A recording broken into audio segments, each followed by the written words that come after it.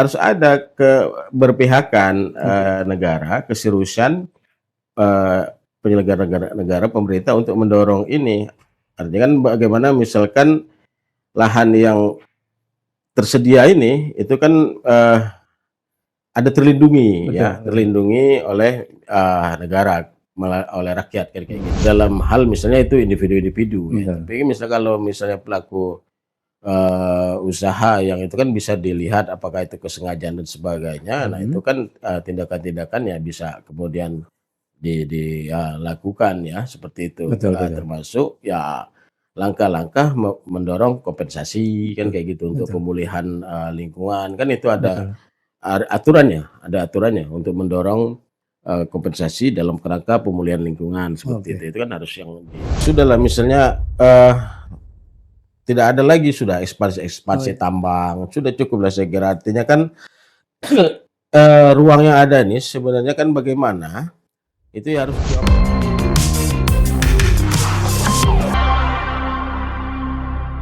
Assalamualaikum warahmatullahi wabarakatuh. Selamat pagi. Masih bersama saya Taufik Usman dalam Lentera Demokrasi. Kita masih membahas mengenai berbagai persoalan yang terjadi di tengah-tengah kita, di tengah masyarakat kecil terutama ya. Ada persoalan hukum, ada ekonomi, sosial budaya, dan tidak terkecuali juga persoalan lingkungan yang memang kerap berinteraksi langsung dengan kehidupan masyarakat sehari-hari. Seperti diketahui bagaimana kondisi lingkungan di Sumatera Selatan ini ditandai juga dengan semacam kerusakan ya, kondisi yang memprihatinkan, ditandai oleh kerusakan ekologis akibat eksploitasi sumber daya alam yang masif, terutama pertambangan batu bara, perkebunan, dan hutan tanaman industri. Kebakaran hutan juga ini menyumbang juga cukup besar bagaimana kerusakan lingkungan tersebut, termasuk juga mengakibatkan banjir dan kekeringan yang berulang, degradasi lahan gambut dan deforestasi, meningkatkan emisi gas rumah kaca, dapat mengganggu ekosistem dan mengancam mata pencarian serta kesejahteraan masyarakat ya. Tentu ini saya akan membahas, tidak perlu berpanjang-panjang lebar, hanya sedikit prolog. Nanti ada narasumber yang sangat kredibel, ada juga aktivis lingkungan ya yang sudah berkecimpung sangat lama. Beliau meng-hire juga bagaimana masyarakat agar mengetahui bagaimana edukasi juga terhadap lingkungan. Ada Bung Anwar Sadat, beliau adalah Direktur Lingkar Hijau Sumatera Selatan. Ya. Bung Sadat, sehat ya? Ya, alhamdulillah. Baik, sehat. Sudah lama Bung Sadat? Ya. Tapi masih referensi yang cukup banyak ya Anda soal lingkungan ya. Iya.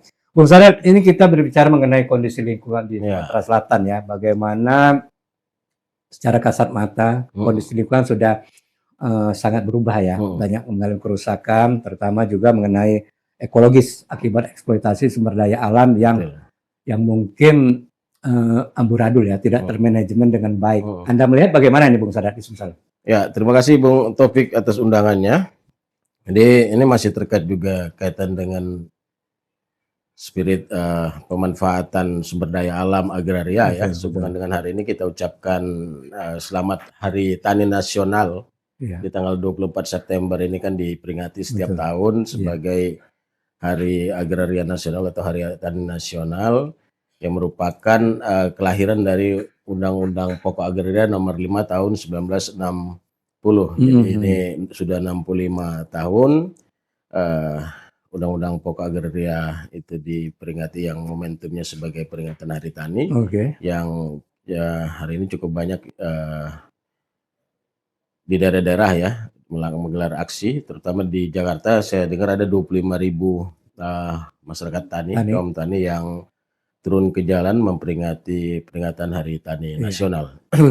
Kemudian bersamaan dengan itu kemudian juga saya tadi subuh kemudian juga mendapatkan informasi sudah ada juga ini sebagai ini aja informasi juga karena saya pernah juga di Bali ya, dan juga bersamaan kemudian dengan momentum pelaksanaan PNLH atau kemudian Munas atau Kongres. Nah itu kan rangkaian-rangkaian kegiatannya, evaluasi kepemimpinan periode sebelumnya, kemudian evaluasi kaitan dengan statuta atau ADRT, kemudian juga pemilihan Rektor Wali Nasional baru. Nah, ini sudah terpilih itu ada bersama dengan itu di pelaksanaan di Pulau Sumba, Nusa Tenggara Timur. Banyak momen gitu. Iya banyak momen ya. melanjutkan tadi, jadi memang kan kaitan dengan persoalan lingkungan ya, hari ini kan ya reduksi ekologi ini menjadi satu keadaan yang masih terus Betul, betul. terjadi. Yang tadi Bung Taufik sampaikan yang ditandai dengan eh, keadaan-keadaan situasi berbagai bencana ekologi yang Iya. ditimbulkan. Ada banjir, kemudian ada asap atau kemudian karhutlah ya, Betul. itu dan sebagainya dan lain Kesehatan sebagainya kan masyarakat itu. juga Nah, ya, itu pasti berdampak. berdampak ya. Kalau kita bicara kaitan dengan dampak bencana ekologi kan itu udah pasti ada kesehatan, Betul, ada ekonomi, kemudian juga ada aktivitas publik yang terganggu dan Iya. sebagainya, kemudian seperti itu. Nah, apa yang menyebabkan ya saya kira memang kan itu masih sebetulnya dalam sebuah pemikiran-pemikiran panjang kita yang sebelumnya terus selalu dulu kita apa namanya sampaikan ya, ada Betul, betul. misalnya ya kebijakan-kebijakan yang dianggap ya tetap tidak pro terhadap lingkungan ya, Betul, seperti betul. itu. Bagaimana kemudian juga investasi skala luas di berbagai sektor yang Bung Topik tadi disebutkan kan itu juga telah kemudian eh, tadi mengancam eksistensi Betul. ekosistem Ekologi segala macam kan? kita yang ada kan, Betul. seperti itu, baik kemudian kaitan dengan gambut, Betul. kaitan dengan eksistensi lahan, daerah aliran sungai dan sebagainya segala macam, iya. seperti itu ya. Nah, terjadi kemudian deforestasi, kerusakan hutan ya, Betul, seperti betul. degradasi lahan ya. Nah, ini kan tadi akibat dari ya kebijakan-kebijakan masa lalu yang terus berdampak Betul. hingga hari ini.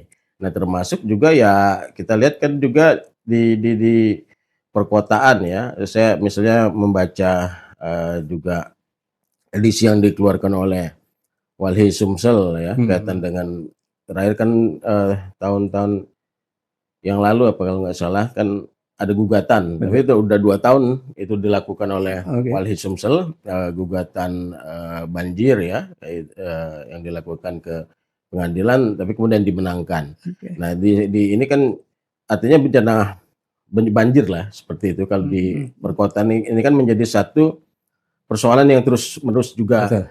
terjadi yang Berulang-ulang ya. Nah, yang kita anggap kan memang perlu harus ada intervensi yang maksimal. Betul, betul.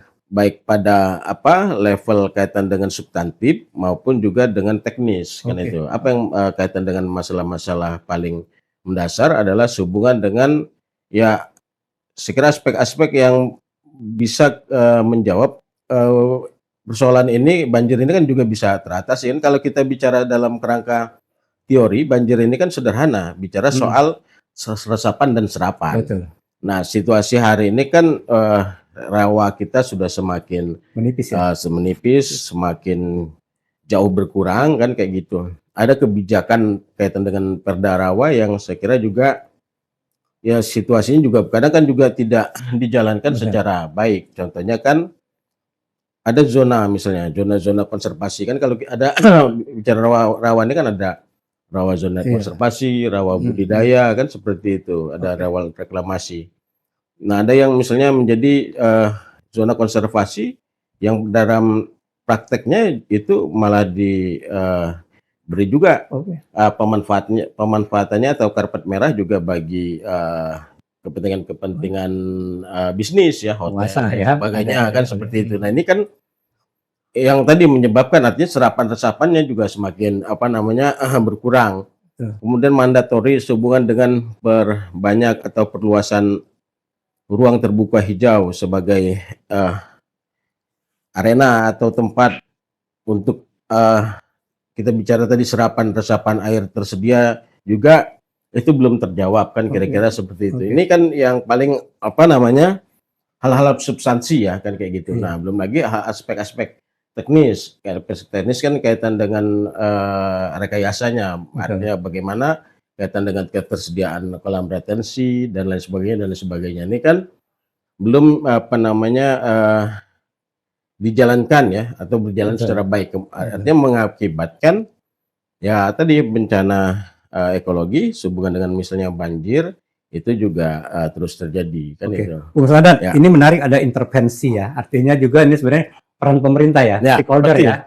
Karena ada regulasi yang memang mereka bisa berbuat seperti itu. Pasti. So selama ini pemerintah juga banyak melakukan pelanggaran gitu, Bung Sadan, terhadap perusahaan lingkungan ya. Artinya apakah pihak Anda masih berharap pemerintah punya katakanlah keinginan yang baik ya terhadap perusahaan lingkungan ini, Bung Sadan? Ya, instrumennya kan ada dan kalau kemudian ya siapa lagi yang kita harapkan selain pemerintah sebagai representasi dari negara, instrumen karena regulasi ya, regulasinya kan tadi instrumen regulasi kan tersedia dan saya kira ya itu harus dimungkinkan dan terus didorong apa namanya kepada pengambil kebijakan untuk secara optimal ya, secara political will menjalankan ini. Saya lihat sih sebetulnya kan dalam paling tidak priorisasi satu ini ya dekade lah 10 tahun terakhir ini kan isu-isu lingkungan ini kan sudah semakin terbuka.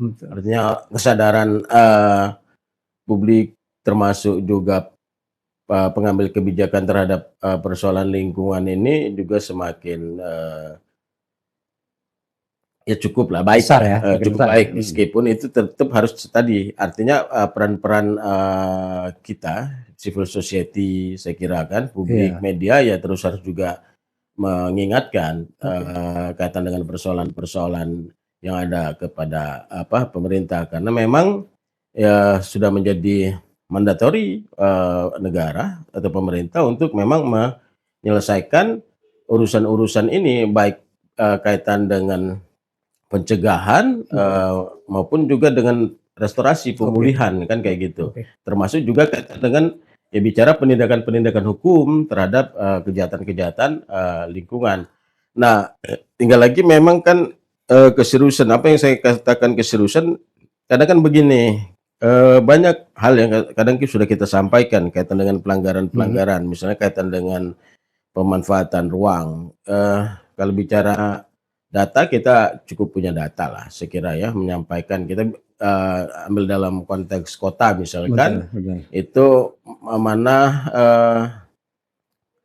objek-objek rawa konservasi yang memang itu berdasarkan perda itu harus dilindungi. Nah tapi kemudian itu tadi yang saya bilang di pertengahan diberikan pemanfaatannya untuk kepentingan bisnis. Nah itu ada ketersediaan data dan kita sampaikan. Nah tinggal lagi kemudian itu kan keseriusan untuk mengevaluasinya. Nah tanpa misalkan juga oke lah, misalnya dalam konteks brand bisnis, nah sudah ada keterlanjuran, tapi kan kemudian harus ada resolusinya, artinya kan kewajiban untuk misalnya menyediakan 2 kali dari keberadaan existing rawa yang sudah misalnya ditimbun kan kira-kira seperti itu. Nah ini harus berani. Ada interaksi ya dengan alam harus berani dilaksanakan oleh pengambil kebijakan seperti itu. Bung Sadan, ini kembali ke konteks bagaimana kita melihat bahwa perkembangan ya sekarang ini ya, pembukaan lahan sawit, HTI juga seperti itu gitu ya,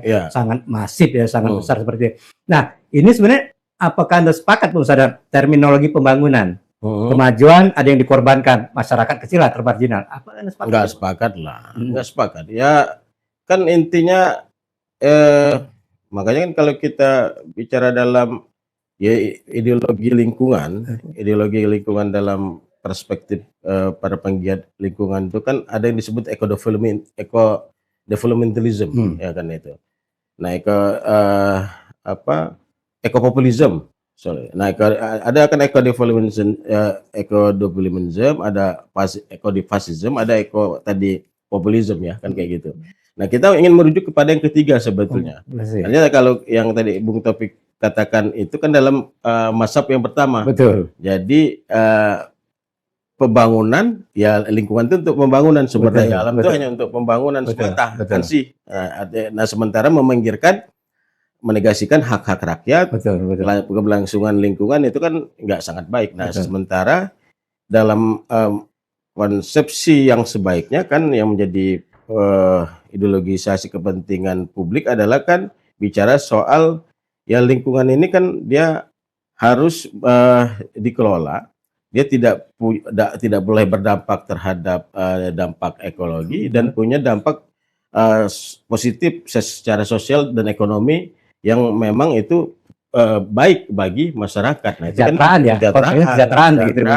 Kita bicara soal ekopopulisme kan seperti itu. Artinya bagaimana kemudian ya sumber daya alam ini kan harus juga dipikirkan bagaimana pemanfaatannya, pengelolaannya untuk rakyat. Nah, makanya kan kemudian kan kalau kita bicara tadi dalam konsepsi undang-undang pokok agraria yang hari ini kemudian diperingati kan artinya kan bagaimana juga kan sumber-sumber agraria atau sumber daya alam itu kan itu ya sama apa yang hari ini menjadi satu slogan atau semboyan kampanye nasional kembali ke undang-undang 45 pasal 33 kan kira-kira kan seperti itu kan gitu kuasa negara gitu ya. Gitu kan. Oke. Walaupun mungkin realitasnya tidak semudah yang seperti itu gitu Bung Sadat ya. Ya satu hal, tapi hal lain kan lagi-lagi saya kira harus ada keberpihakan negara, keseriusan penyelenggara negara pemerintah untuk mendorong ini. Artinya kan bagaimana misalkan lahan yang tersedia ini itu kan ada terlindungi. Betul. Ya terlindungi oleh negara, oleh rakyat kayak gitu kan, kepada rakyat satu. Kemudian yang kedua kan kalau kita bicara juga apa yang menjadi nafas ekonomi nasional, artinya kan juga memberikan satu stimulan stimulan pengelolaan sumber daya alam oleh rakyat kan kayak gitu. Itulah bicara kalau dalam konsepsi agraria kan akses reform, permodalan dan sebagainya kan kira-kira seperti itu. Ya, nah itu. Nah ini kan sehingga ya rakyat itu juga mampu untuk mengelola dilibatkan gitu ya dan mengelola sumber daya alamnya kira-kira kan seperti itu. Kan misalnya kan hari ini ya termasuk kan sudah dalam konsepsi kehutanan ada yang wujudkan dalam bentuk perhutanan sosial ya. Artinya kan memberi akses legal pemanfaatan hutan oleh kawasan hutan ya oleh rakyat. Saya kira itu ada positifnya kan itu. Artinya kan secara legal masyarakat bisa mengelola tanah negara yang dianggapkan kawasan hutan. Tapi kan kemudian tidak cukup. Itu hanya sebatas itu, harus juga diberi intensif permodalannya kan kayak gitu. Nah, termasuk juga dalam skema reforma agraria yang menjadi juga perjuangan kaum tani hari ini peringatan 65 tahun WPA. Tidak cukup hanya kemudian misalnya petani itu atau rakyat itu diberi sertifikat saja, kan kayak gitu, 2 hektar disertifikasi lahannya. Tetapi kan harus diintervensi pemerintah juga harus mengintervensi keberlanjutan pendayagunaan ya lahan tersebut melalui permodalan dan sebagainya kan seperti itu. Bung Sadat, kembali kepada keterlibatan masyarakat ya. Anda melihat apakah masyarakat sudah masih dalam posisi objek atau sudah sebagai subjek gitu? Ya realitasnya masih kan kita pahami yang pertama tadi kan ya objek lah kira-kira seperti itu. Iya. Bung Sadat, kalau pengamatan pihak Anda kerusakan lingkungan di Sumsel ini daerah mana saja gitu Bung Sadat? Ya bisa dikatakan ya hampir merata ya. Kalau misalkan dalam catatan Wali ini saya bawa lah ini. Paling buat ada edisi bulan Juni disebut Tunas Hijau. Jadi ada bencana banjir lah. Itu hampir di 11 kabupaten kota di Sumatera Selatan ini semuanya terkena ya, mulai dari lahan. Ini malah sering longsor kan karena juga banyak tambang di sana kan. Longsor ya. Longsor Pali, musibah Yasin, Muba, Ukus, Murah kan itu kan. Nah, itu di 101 kecamatan ini data dari lagi-lagi Walhi ya. Artinya hampir rata dan ini sama waktu saya dulu juga menjabat sebagai direktur Walhi juga seperti ini situasi-situasinya. Artinya kan realitas dalam wilayah hilir ya itu tidak berubah. Apa yang dimaksud saya dalam wilayah hilir kan tadi dampak-dampak yang terjadi ya, situasi realitas yang keadaan yang terjadi. Nah itu. Bu Sadar, kerusakan lingkungan terus terjadi dan sampai sekarang pun kita sudah bisa melihat seperti itu ya. Nah, Anda melihat yang salah ini pengusaha atau pemerintah, Bung Sadar?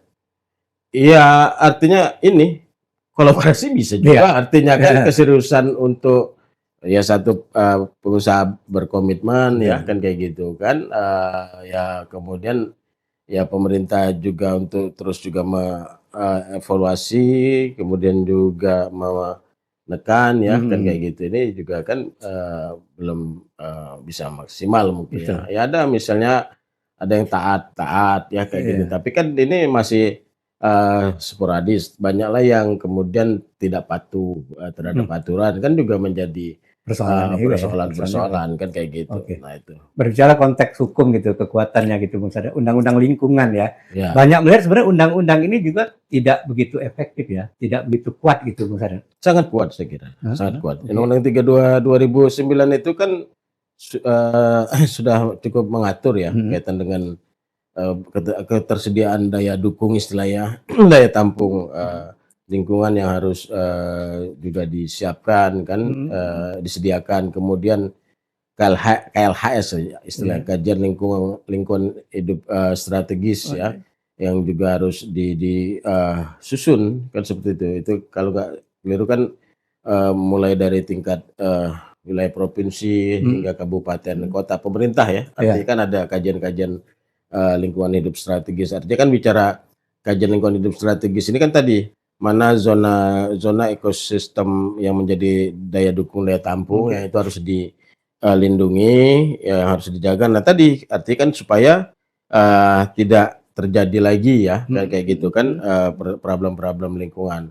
Nah termasuk juga kalau merujuk tadi Undang-Undang 32 kan juga soal ini juga peran serta masyarakat juga diatur dalam apa namanya keterlibatan pengawasan, kemudian pemberian masukan, partisipasi dan sebagainya kan kayak gitu. Termasuk juga apa punishment ya, hukuman-hukuman yang juga diberikan ya terhadap misalnya pelaku usaha atau kegiatan yang itu kemudian melanggar tata lingkungan kan sudah ada diatur pidananya juga, ada pidananya. Saya kira sudah cukup jelas ya. Cukup jelas seperti itu. Nah, ya tinggal tadi artinya kan saya kira kan memang pada level misalnya pelaku kegiatan usaha kan itu ya hari ini misalnya kan laksanakan keseriusan dengan tidak melanggar. Payung hukum ada gitu maksudnya. Artinya kan itu kan ya artinya kalau bicara soal sektor sawit, sektor HTI itu disediakan untuk tidak terjadi misalnya kebakaran berulang-ulang ya atau wilayahnya terjadi itu kan damkar, pemadam kebakaran, kemudian kelompok-kelompok pemadam kebakaran dan sebagainya. Nah itu kan juga harus dipastikan ada. Nah kemudian juga di level pemerintah juga demikian kan seperti itu.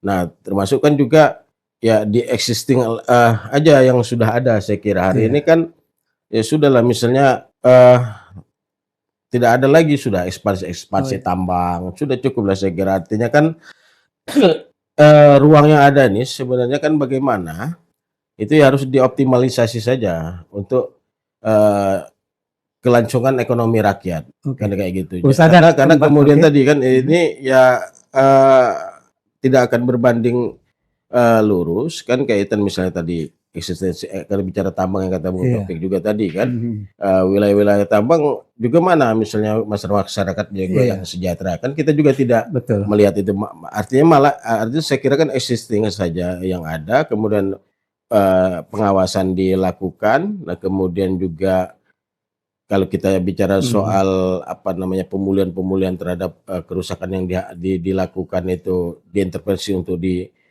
lakukan ya itu seperti itu. Nah, kemudian ketersediaan ruang kelola masyarakat ya objek-objek masyarakat yaitu yang disupport mulai dilindungi objek lahannya kan kayak gitu lewat spirit tadi kan spirit soal ya tadi kan hari ini kan sedang serius ini pemerintah nasional menggaungkan yang saya maksud tadi pasal 33 kan kayak gitu, pasal 33 bukan hanya retorika kayak gitu artinya. Tanah ulang tidak bukan retorika seperti itu ya. Tanah yang ada bagi rakyat itu dilindungi, didorong pemanfaatannya melalui daya dukung, permodalan dan sebagainya. Apalagi kalau misalnya ada 200 triliun itu kan kita belum lihat juga keseriusannya itu benar nggak rakyat petani bisa mengakses untuk modal. Karena ini kita buktikan saya kira di situ. Bung Sadat, soal punishment tadi ya, ini bagaimana suka tidak suka kita harus juga melihat bahwa sebenarnya ini ketika masyarakat melakukan kerusakan lingkungan, ini kan sanksinya lebih tegas ya, lebih cepat ya, dibandingkan pelaku usaha seperti Anda tadi. Nah ini pihak Anda sebagai yang concern di lingkungan, ini apa nih yang dilakukan gitu Bung Sadat? Ya, menurut saya kan janganlah, misalnya kan kalau rakyat itu langsung dilakukan penegakan hukum ya dalam konteks misalnya itu terjadi ketidaksengajaan ya kira-kira seperti itu betul. Dalam hal misalnya itu individu-individu tapi misalnya kalau misalnya pelaku usaha yang itu kan bisa dilihat apakah itu kesengajaan dan sebagainya. Nah itu kan tindakan-tindakan yang bisa kemudian dilakukan ya seperti itu. Termasuk ya langkah-langkah mendorong kompensasi kan kayak gitu untuk pemulihan lingkungan kan itu ada aturannya untuk mendorong kompensasi dalam kerangka pemulihan lingkungan seperti itu kan harus yang didorong diberikan atau dilakukan oleh pemerintah. Betul. Ya, Bung Sadat mungkin closing statement juga ya. Ada juga kabar terbaru bagaimana Kementerian ESDM menghentikan sementara kegiatan usaha tambang di Indonesia ya, termasuk juga 7 diantaranya perusahaan tambang yang ada batubara ya, yang beroperasi di wilayah Sumatera Selatan. Ada di Pagar Alam, ada juga di Musirawas, ada di Mubah, ada juga di Oku Timur. Nah ini kan sebenarnya persoalan yang lama juga ya.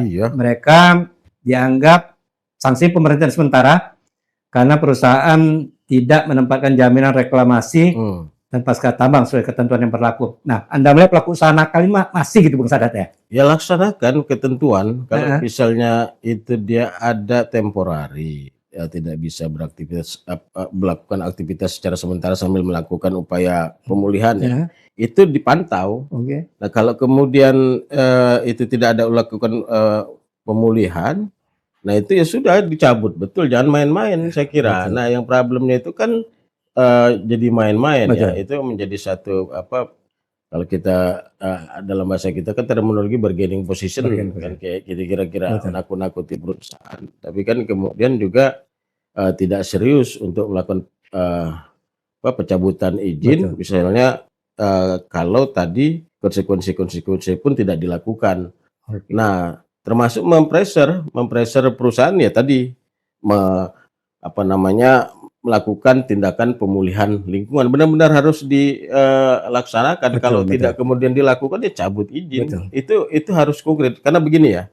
Ini kan memang cerita lama kalau bicara tambang. Saya tahun 2010 pernah saya ke Morenim Tanjung Enim itu. Dari lihat ke bawah itu bagaimana kemudian aktivitas ya PTBA lah ketika itu kan itu mata kita dari atas itu udah melihat kayak semut itu. Iya, begitu. Betul. Itu ironi gitu Bung Sadat. Tahun yang lalu sih. Iya, ironi gitu ya. Sementara kan day to day lah sudah pasti waktu ke waktu lah eksploitasi ini berlangsung dan berjalan. Bayangkan itu dalam kurun waktu ya, itu 15 tahun yang lalu. Nah, itu artinya menjadi satu rujukan bagaimana juga ya tadi perusahaan-perusahaan yang disebutkan tadi juga kan kira-kira kan seperti itu. Nah, problemnya adalah ya saya kira tadi penekanan atau kemudian kewajiban untuk dilakukan pemulihan itu kan belum tentu dilaksanakan secara serius kan kayak gitu. Nah, termasuk juga kewajiban-kewajiban lain yang harus kemudian dilakukan ya juga oleh misal pelaku usaha tambang ini tadi itu juga bisa belum tentu juga dijalankan. Nah itu kalau itu kan menurut saya juga harus kemudian konsistensi merealisasikan apa yang menjadi pressure, apa yang menjadi catatan-catatan tentang penyimpangan-penyimpangan atau hal-hal yang kemudian tidak tepat dilakukan dalam aktivitas operasionalisasinya. Nah itu kemudian kan pelanggaran-pelanggaran itu kalau terus ada berlangsung ya sudah cabut. Nah objeknya seperti apa? Ya, artinya kan ini kita bicara tadi dalam skema dalam konteks tanah negara. Nah itu kan negara bisa kemudian mengatur apakah itu nanti dalam skema badan usaha negara, apakah BUMD, BUMN ya, BUMD ya, atau kemudian itu ditarikan ya? Enggak, di land reform kan, artinya objek-objek itu kan diberikan kepada rakyat. Itulah dalam skema redistribusi tanah hari ini kita bicara soal undang-undang pokok agraria. Itu kan sebetulnya skema-skema yang bisa didorong oleh negara. Memang tidak mudah mendorong itu ya, melakukan itu. Tapi saya kira wacana ini kan pemikiran ini tetap perlu digaungkan. Betul. Sejalan dengan ya dalam ini kan memang kita bicara ini Bung Taufik dalam konteks pemanfaatan sumber daya alam, pengelolaan lingkungan yang berkelanjutan, termasuk juga keadilan agraria. Ini kan nggak lepas dari ranah kebijakan nasional sebetulnya. Nah ini sudah cukup panjang sebetulnya mempromosikan ide-ide gagasan kaitan dengan ekopopulisme tadi ya, kaitan dengan artinya lingkungan untuk rakyat ya kayak gitu, sumber daya untuk rakyat, termasuk juga reforma agraria kan kayak gitu kan, pembaruan agraria. Nah ini kan sudah cukup panjang. Nah tapi kemudian dan ini kan nggak lepas sebetulnya dari aspek kebijakan nasional. Nah mudah-mudahan lah saya kira ada kita berharap itu ya, kita berharap di pemerintahan nasional Pak Prabowo ini punya keseriusan untuk itu, karena ini memang tidak hanya bicara soal dalam konteks lokal sebetulnya. Kalau kita bicara soal keberlanjutan pengelolaan SDA untuk semesta, bicara untuk rakyat dan juga keberlanjutan lingkungan ini kan tidak hanya lokal. Nah kecuali tadi bicara soal kaitan dengan aspek-aspek lokal, itu tetap ada hubungan dengan banjir kota misalnya, banjir kota bagaimana Perda Rawa itu dijalankan secara baik, kemudian tindakan-tindakan terhadap pelaku usaha bisnis yang bandel, kemudian tidak sesuai dengan perda itu bisa dilakukan. Tapi kan itu bisa, tapi kan secara umum kita bicara tadi dalam konteks pemanfaatan ruang ya bagi rakyat dan juga kemudian lingkungan keberlanjutan ini juga tidak lepas dari juga kerangka kebijakan nasional juga, dan mudah-mudahan kayak seperti itu. Seperti itu. Kita berharap. Bung Sadat, kita harus mengakhiri ya. Benar sekali. Bagaimana mungkin ke depan perlu juga kita bahas lebih lanjut ya bagaimana report soal lingkungan di Sumatera Selatan. Dan penonton Lentera Viral, demikian tadi perbincangan singkat kita dengan Bung Anwar Sadat. Beliau adalah Direktur Lingkar Hijau Sumatera Selatan. Sedikit men-stressing konsistensi dan penegakan hukum yang keras, tidak ada bargaining position seperti itu. Saya Taufik Usman, kita kembali ke Lentera Viral berikutnya. Selamat siang. Terima kasih.